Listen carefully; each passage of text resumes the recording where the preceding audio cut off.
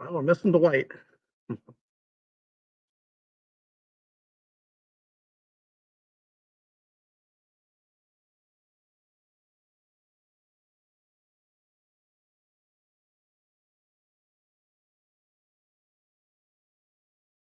Myself to see. Anyways, you're watching Direct Line, and we are live. Jackie Saxon is braving the elements of the tornado. Watch, we're all under. Stay safe, everybody, while you're watching our show.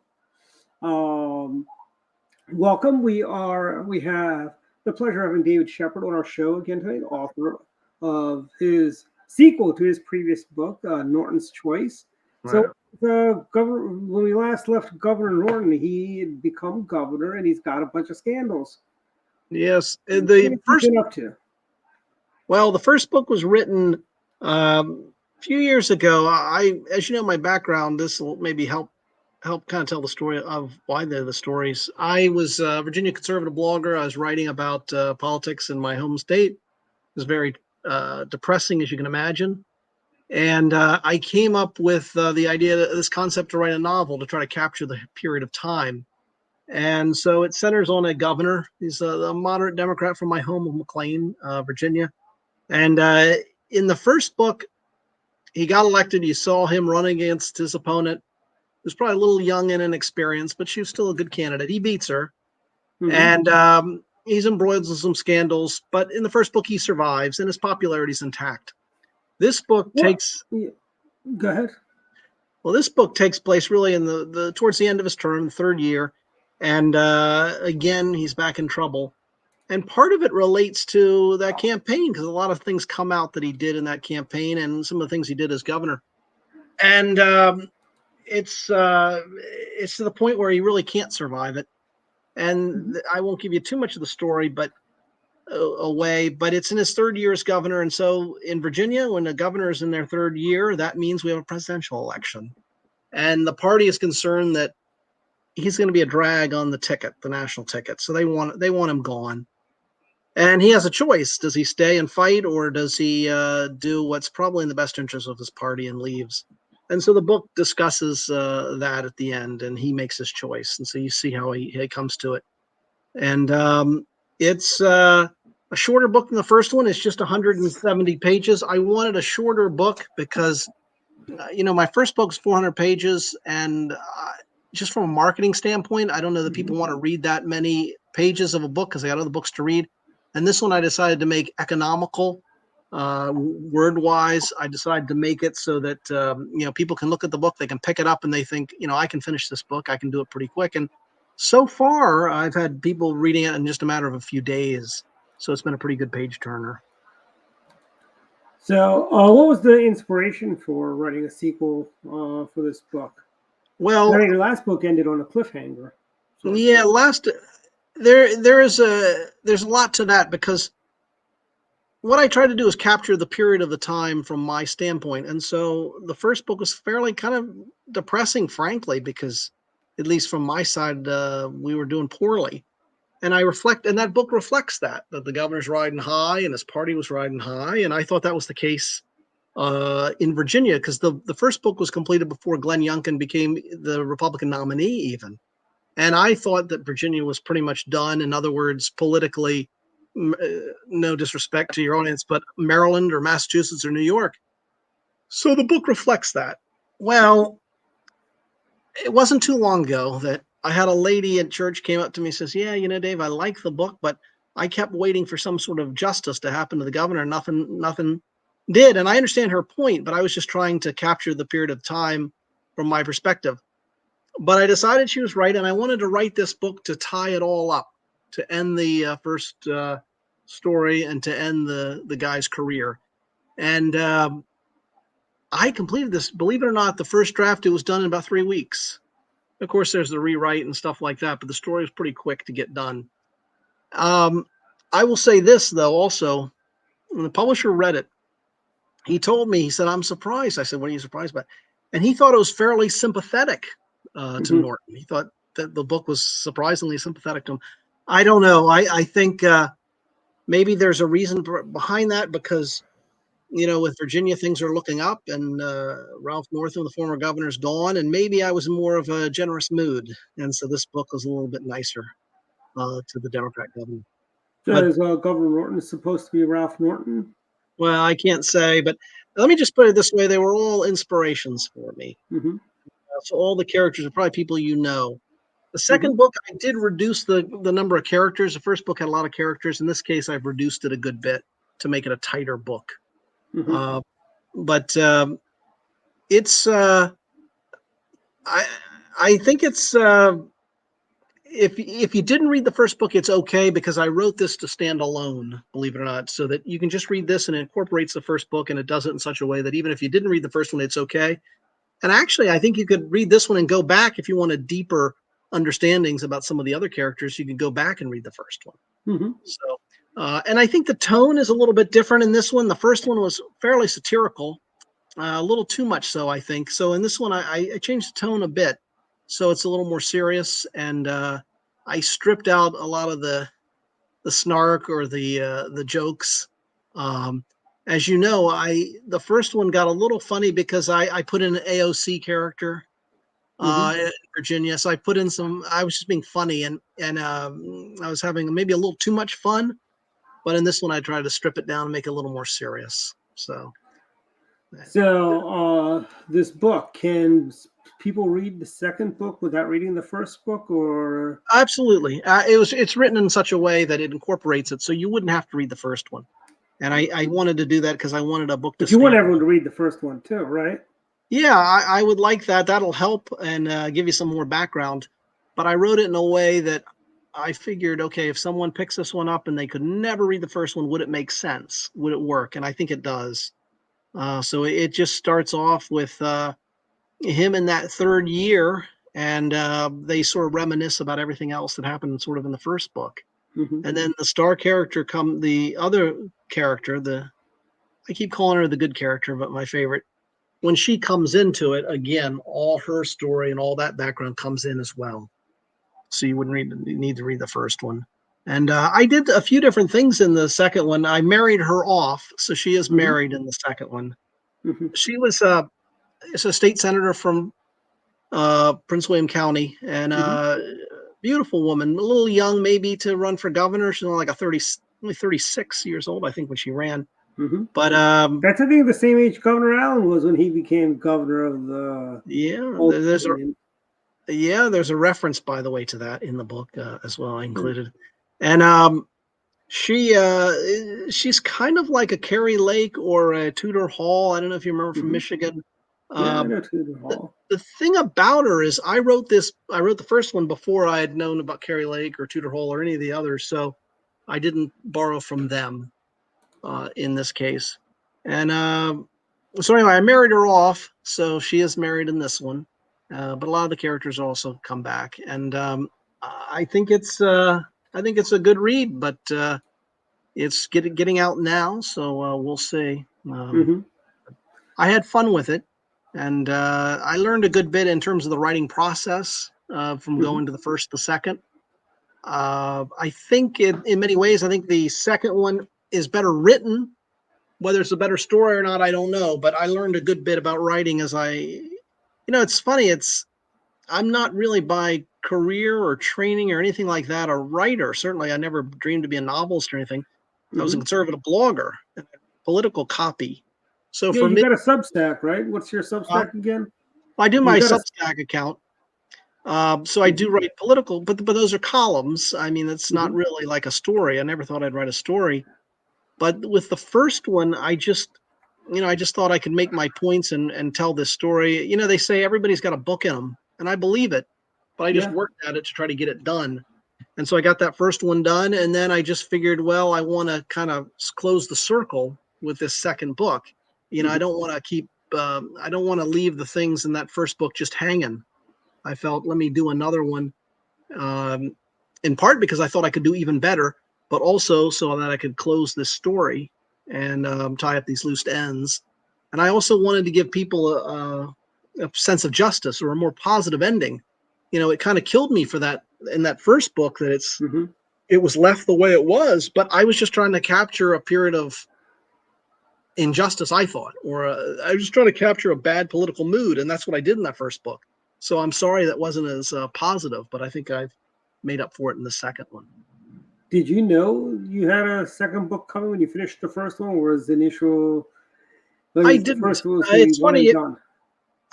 I thought it was one and done, but the thing about the first one is people kept telling me that, you can, there's so many rooms, there's so much room for a sequel, but I didn't think about it when I wrote it. I didn't plan it that way, but if you read it, you think, hey, there's so many openings for a sequel. But I honestly never thought of that. I never thought of starting a series. The first book, technically, what the literary term for that first book I wrote is known as a roman à clef. And that is where you take basically real events and you make up the characters to make a larger point. And that's what I was trying to do in that book. So it's left hanging in certain ways that I didn't really intend to. I had no end game to have another book now. Well, now people will want another book to wrap up the post years of Governor Norton. After I don't know, I haven't finished your book. Does and I don't want to put out a spoiler, but I'm assuming from what it sounds like, the governor's not going to be governor much longer, and I think there might need to be a third book about his life in the penitentiary or something like that. Yeah, maybe there's some reveal towards the end of the book, but the one character I would like to develop if I did a third book would be Angela Parrish, who's the protagonist. I mean, she's one of the main characters. Mm-hmm. But the problem for me in writing about her is that I know her politics generally. So when I wrote the first two books, I can get in her mind in terms of her politics. But she's a young woman who probably lived a very different life than me in many ways. Mm-hmm. I mean, could I really write about her beyond her politics? And I don't know that I could. She is a intriguing character, sort of, because her father was a Virginia politico. He was the member of the House of Delegates. He also was the former Speaker of the Virginia House of Delegates. He became Speaker. She's the daughter. Huh? Kind of like the Obenshays. Yeah, there's an Obenshain reference in the book as well. But so she's sort of the star character with so much promise. And I'd like to write, if I did a third book, I'd write it solely on her. But like I said, the problem is, could I write about a woman and for her perspective to make this story? And I don't know that I could. So maybe that's the limits of my writing ability. If you lived in Montgomery County, you could identify as a woman, and it'd be just fine. Welcome to the show, Mark. We just lost Mark. I'm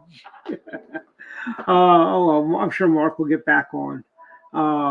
But anyway, sounds like very exciting. A couple of things is, what advice do you have for young kids? There's a lot of young, really bright kids in politics in Maryland and Virginia.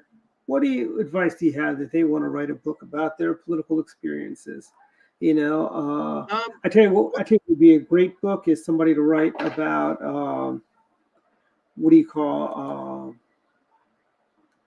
it would be do a book on, like I've always thought about doing a book about going to CPAC for the first time. Welcome back, Mark. Can you hear us? I'm afraid I don't think Mark can hear. Mark can't hear us. But anyway, I was thinking, that, style, what advice do you have for budding writers? Well, for me, what got me into the writing and even to this very idea is that when I was coming up in Virginia politics, there was a book called The Shad Treatment by Garrett Epps. And the book took place in the 1970s. And Epps was a Richmond Democrat. He's now a lawyer, as a law professor. But he wrote this book, and it was it's also like mine. It was a roman à clef. In other words, all of it really happened. But what Epps was trying to do is create the atmosphere and the mood of Virginia politics in the 1970s. And it features a gubernatorial race between two fictitious characters, although we kind of know who they are. And so he just tries to capture the period of time. So with my book, I wanted to do the same thing. I was just trying to capture. Hey, Mark, welcome. Can you hear us now? I can. Sorry. Yeah, we can hear you. Welcome. Yeah, Jackie lost power in Sorry, this Dave. storm. Go ahead. So, So- in terms of advice, advice, that book inspired me then to write and to attempt my own book and to follow his model. And I would have been done with that. That would have been the end of the writing, but I've left enough in that first book undone. I also felt that I left a sense, like I said, of injustice, and so I wanted to finish it with the second book. And I guess I just told you the story that, a lady in church, just told me, yeah, I liked the first book, but I just felt that there was so much left undone in terms of the injustice of what happened to the governor, that he was riding high and he shouldn't have been.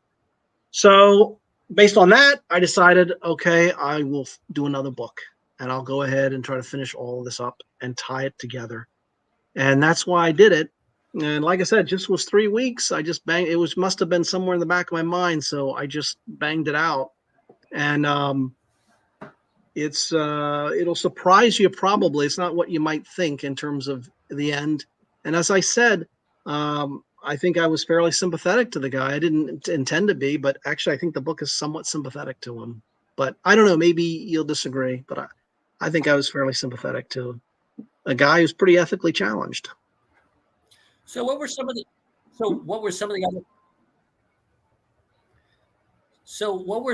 other more unexpected reactions you had to the first book? Well, the first one, the reviews were generally good. Were actually very positive. The first book, it's interesting because I don't think it was, I was going for dystopian, but if you read it, it's actually more satirical than dystopia. There's dystopian elements, but it was kind of funny. And I didn't realize it. It's weird. I wrote the book, and the day before we had to go to print, you got to comb it over to find mistakes. We didn't find all mistakes, but you got to comb it over to find mistakes before you print, because then it's a pain in the butt to go back and change it. Well, within a week's period, I read the book probably 4 times looking for mistakes. Okay, then I got a proof copy. I sit down and I read the proof copy, and then I start reading, and I'm like, oh my God, this is funny. But I didn't really mean that so much. I'm thinking dystopian, but as I read it, I'm like, this is funny. I was laughing. So it just came out more satirical. And part of that is probably my thinking, because as they say, it's better to laugh than cry. And so while from my perspective, it was a bad time, I still found ways to laugh and to turn the book into somewhat comedy at times. And in fact, I had a lady in Alexandria, a nice lady. She's involved in the Alexandria GOP. And she said, I hope you don't mind me telling you this. She said, but I laughed so hard. And I said, no, that's fine. That's fine. I don't mind you laughing at times. So it was funny. And it also incorporated the period of time. It captures the period of time. And there's references in that book to all the things we were going through, because it was just post-COVID, just after COVID. But there are references in the book to Dr. Fauci. There's that's funny right there, especially as Fauci comes back in the news, because he's sort of mentioned in this other book as well. So there are periods of, it's almost like a time capsule piece, that first book and the second one. So when you read it, you'll kind of know when it was written. And I just tried to capture the period of time politically. But the reaction generally has been good. I've been all over the state, really, in Virginia. But I will also say, along those lines, in terms of reaction, the first book was very Virginia centric. I rewrote this. The second one, I downplayed that a good bit. I mean, he's the governor of Virginia, but it's not quite as Virginia centric in terms of obscurities. When I wrote the first one, I don't know if I'm trying to brag to myself or impress anybody, but I got into the weeds sometimes about Virginia traditions or Virginia politics, to the point that, the average person's going to be whatever. It's just not going to stick with them. And so it was kind of written at times over people's heads. I decided the second one, I wouldn't do that. And in addition to stripping out the humor, although there is some humor, and stripping out the Virginia obscurities, get those out. So I think it's a good bit different book in a way in terms of tone. Now, sometimes art or life has a way of following art. So did you find Did you find any of that from the first book, where things that you thought were maybe a little too were creative inventions of your mind that Yeah, there were, and there was a lot of suddenly became that became. Yeah, there is. little In fact, echoey? well, there is. Yeah, there is a number of things there that I had a line in the book by this guy who's the virtue signaling dean of the Virginia political media. He gives this line. I was having him just spout sort of the banter of the Democrats' platitudes you'll hear. Joe Biden's last, I can send this to you, I can prove it. Joe Biden's last State of the Union, he basically used the same line word for word that I had this guy say. There's another case in that first book, and I've told this one a million times, that Glenn Youngkin, as you know, he played basketball at Rice, and he ran a commercial when he ran for governor of him shooting a basketball. Okay, I completed this book before I'd ever heard of him, before he got the nomination. But in my story, Angela Parrish played basketball at Stonewall Jackson High School. She runs a commercial where she's shooting a basket. And I saw, and after I was done with that book, I saw Youngkin on TV, and I'm like, what the heck? That's from my book. I told him that story, and he laughed, and he said, well, great minds think alike. So there are things in the book that people will think just as long as he doesn't have to pay you a nickel every time he runs that commercial. Right. No, but he liked the title of the first book, Elections Have Consequences, and he would use that on the campaign trail. And he thanked me. I was just in the rope line. He didn't know who I am really, but I reminded him of the book, and I told him, and he said, yeah. And I got him a copy, but I don't think he read it. He's too busy, obviously, but he said, I like the title, like the title. And then later he spoke to the group and he used the line. He said, and elections have consequences. So I like to think I had an influence there. And there are people in the first book, especially, that people might think I swiped from somebody else, but I didn't. The Angela Parrish character, one thing happens to her, which is the exact same thing that happened really to a state senator in Virginia, but I didn't mean to. It wasn't supposed to be her, but maybe people might think that. But I'll get to White that line. There's a line in my first book that Joe Biden used basically word for word. And well, it wouldn't be the first time Joe Biden plagiarized. Yeah, I was about to say he stole from Neil Kinnock. I don't think he'd steal from me. But my way of doing it is I just picked like these common sort of banter, the platitudes that Democrats would use. And I was trying to make it appear that way to this one character. And it was the same thing Biden ends up saying. So I thought that was ironic. But I don't know if that answers your question, but. Sure, no, it does. It's always kind of fascinating to see that happen. So you talk about really kind of getting into the sort of weeds with Virginia. How do you see the Commonwealth different from other states? What do you think are the key aspects that makes Virginia unique? Well, what I meant by that is Virginia has some nice old political traditions which are unique to Virginia. And I mentioned some of those things. Like we have something, they got rid of it. They may bring it back. It was known as the shad planking. It was a fundraiser for the Wakefield Ruritan Club. And a shad's a fish, and they put it on this plank, and you cook it overnight to melt the bones. It's a tasty fish, I think, but it's very bony. Well, the Virginia politicians started showing up to that in the 50s. And it took off. It became a great political event. Well, they stopped doing it, I think, now. But I mentioned that. There are obscurities I had mentioned in there which people may not get. And that's why I thought it was Virginia-centric. In terms of the politics of Virginia, well, I don't think it's much different than Maryland and the other states in terms of campaigning and stuff. But, you know, we always have, for example, we always have the first governor's debate. The Virginia Bar Association sponsors it. It's out in southwestern Virginia, one of the Homestead, Hot Springs. So I threw that in there. There's always a big Memorial Day parade in Buena Vista. You know, that gets mentioned. So certainly Virginia traditions get mentioned, which most people, you know, they wouldn't really get. So I tried to strip all that out so it'd be a little more national. And the other thing is, of course, in Virginia, our governor can't succeed himself. And so that's sort of part of this other book, because remember, Norton can't run again, and he's scandal plagued in anyway, but his mentality isn't, I'm going to run again. So that may be different. In Maryland, if you're involved in a scandal, you're still thinking of your political future and running for re-election. That's not the case in Virginia. The other thing about Virginia, which I mentioned in here, is that we have this odd, it's only been broken like once in the last 100 years, twice maybe. And that is the party in the White House usually loses the governor's mansion the following election. It always is the case. The one break on that was McAuliffe in 2000. What was that? 2015. Well, anyway, McAuliffe drew a weaker Republican candidate and was able to win. But usually, if there is a party in the White House, the next year usually loses the governor's mansion. So I think that was actually 13. Yeah, I guess that would have been 13, and then we had Northam in 2017, and Northam ended up winning big because you had Trump. Remember, Trump gets elected in 2016, and then it hurts us. And then you get Biden. You had a weak candidate too in the Republican. Yeah, I mean, he was no Ed. What do you call it? Ed Gillespie. Ed Gillespie. I was thinking Ed Metricarty, but no.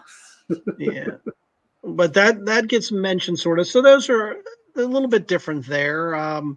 But I do think, to leave the book for just 1 second, I think Virginia will be in play this year. It's not a wrap for Biden. The Roanoke College poll has it tied. And then apparently a couple of weeks earlier, there was another poll showing Biden just up by 3. He won Virginia by 10. So he's weak, even though Biden should be favored because Northern Virginia is the home of the swamp. We got our candidate saying to drain the swamp. Well, the swamp rats live in Fairfax County, live in Northern Virginia. So, but even still, the other parts of the state may save us. So, I think Trump, believe it or not, has a shot in Virginia. I doubt he pulls it out, but I mean, he's got a shot. It's at least is in play, especially if he picks Youngkin, puts Youngkin on the ticket. So is it a function of Trump doing better sort of south of the Rappahannock, or is Trump making inroads in Northern Virginia, or a combination of the two? Well, maybe some of that. I think it's also that Biden's just really unpopular, even in Virginia. That helped Youngkin. You had a lot of Democrats ended up voting for Youngkin in 21. And so, I think Biden's always been underwater, I think, in Virginia. His high mark was winning on election night at 10 points, and then it was right downhill. So, and Governor Youngkin won Loudoun. I think he won Loudoun or Prince William. He won one of those, and Trump kind of has to replicate the Youngkin factor.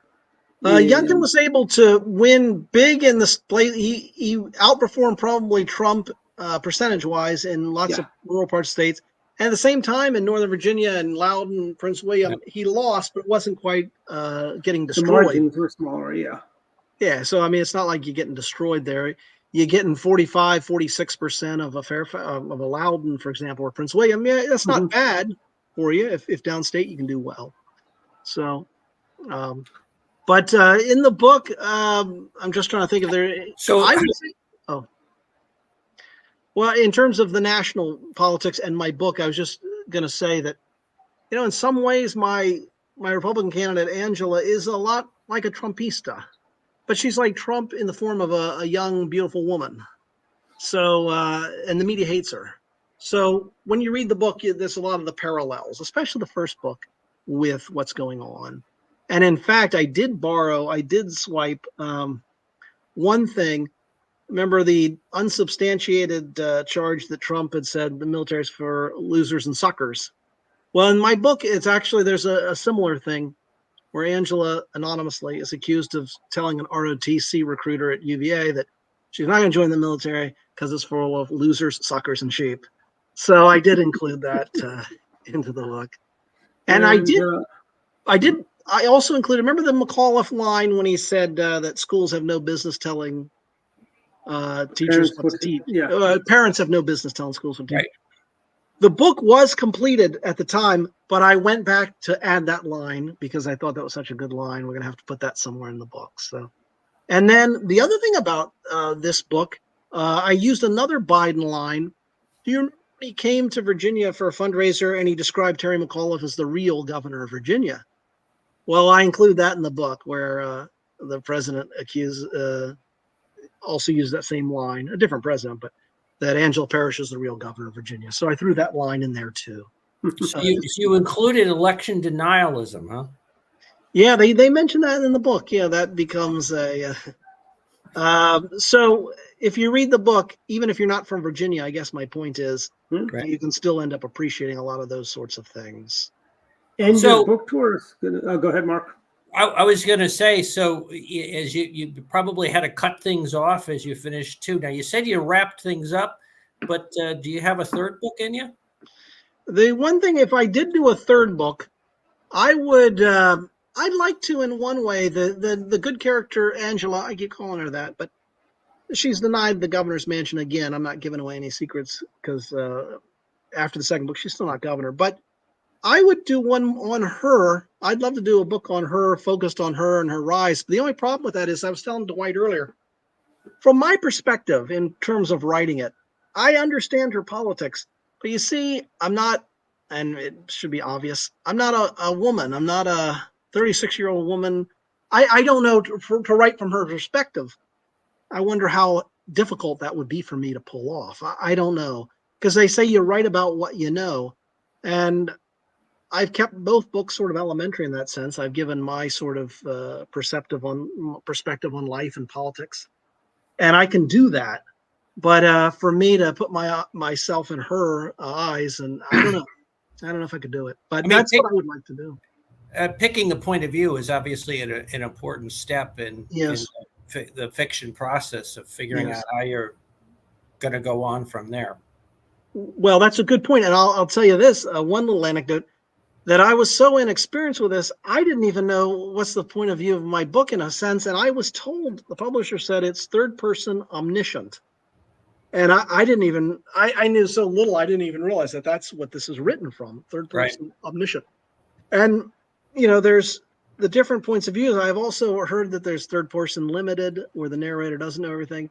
But that's interesting. That's the style that I chose to write in. And unbeknownst to me, what I learned, though, the problem with that style, there's nothing. There are pros and cons with every style, but the problem I think with that is sometimes it gets a little too much into telling if you're a narrator and you're omniscient and all. And your passive active voice, a lot of times you keep slipping back into passive instead of active. But those are things that you have to try to work out. So there are pluses and minuses in all points of view. Now, in coming up with dialogue, did you borrow from things you'd heard in the past, or how did you approach that? A little bit. I didn't find dialogue that difficult to write. There's a lot of dialogue in this book between Norton and his wife, and I just it came naturally because, I've been married twice, and I heard lots of dialogue. And for me, I didn't find the writing of the dialogue too tough. Mm-hmm. But the governor, as you read this book, he's very much in love with his wife. You can tell that they have a certain way of joking with one another. But yeah, the dialogue can be tough for folks. I think I didn't find the dialogue too difficult to write, and I thought it was generally just life's observation. I find dialogue's not always that. I find it's pretty easy to write dialogue. I don't think that's a problem. But he's loving to his wife. You can tell that, and he jokes with her a good bit. And she zings him with a few lines. She's good with that. She'll cut him down at times. So, and she's very supportive of him. And so even when it's the darkest it can be for him, and the end is near, she's still a supportive, loving wife. And she goes through some mood swings, though. Sometimes she's like, "Oh, it'll be okay. Don't worry. You didn't do anything wrong. And, you didn't know what your aide was doing. And so surely, the FBI is not going to come after you." So it's kind of funny, I think. I enjoyed that part. Just slid down the slippery slope, right? Yeah, he does. If you read the book, you'll realize it, and it's short at 170. But when you start off, he's in one plane, and his death, politically, is pretty sudden, because then you have this paper that runs an expose on his campaign, And he tries to apologize for it, but he's got maybe a tin ear because his apology doesn't seem to help him at all. And then it's got another problem coming and another problem. And like I said, the problem for him also is it's his third year as governor, it's a presidential race. His party doesn't want him around anymore. And they know he's got to go. And he knows it as well. But his rationalization at the end, I think, is interesting. And that's what a twist, because he could stay and fight, or he could come up with some reason maybe to leave, and he gives his reason. I was sort of toying with the idea of having him hold out, because I thought, if the party really wants me gone, maybe they'll do something for me. Maybe they'll give me something. And but you know what? That I thought was just going to be too negative, and I didn't want to do that. I figured I'd let him go out with a little bit of class and decency, and that's what I did. And so I just wasn't in the mood to be too dark. So I tried to give him some humanity at the end. And I think I did the right thing in that case. So don't make him so bad as a monster. But he's based on a lot of people I've known in politics, really. A lot of. And with that, David, your book tour starts tomorrow. We have the pleasure of having you speak at the Montgomery County Republic Club tomorrow night at 6:30 in Olney, Maryland. Come on out. I'm sure Susan is very excited to get a copy of your latest book. I'll be there with books and a pen. There you go. Books and a pen will travel, and we go with the Maryland special, which is $15, just $15, and I'll cover the tax. You don't have to worry about the shipping, and you get it signed. So that's a really good deal. I will say this, though. There is a really good deal in the case of Kindle, because you can buy the book for $7, basically $6.99. So I can't really top that, but I can't sign a Kindle. So if you come out and see me, I can sign you want a physical book. What looks better on a bookshelf? A Kindle or a physical book? And it's got a nice feel, and you can read it, and you feel an accomplishment. And if there's any more time, I'll just add one other thing. They're short chapters, and a lady told me that one thing she liked about the book is it's a short chapter. So she had other things to do, but she could read a chapter, go do something, read a chapter, go do something. So short chapters, I think, are good. I think it'll be a quick read. And I look forward to seeing you.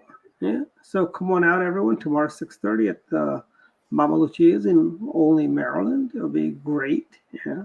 And we're hoping that Dwight will get going and schedule a book event at Masoni's Italian restaurant in Baltimore County.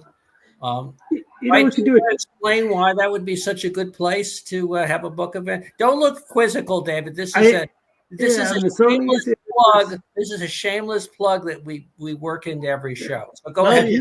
If you like Italian, there's no better place than Masoni's in Kingsville, Perry Hall area. Yeah, you've mentioned it before. I bet it's good. Yeah, and we should definitely go out there. We had I was just out there a couple weeks ago doing having lunch with Ellen Sauerbrey.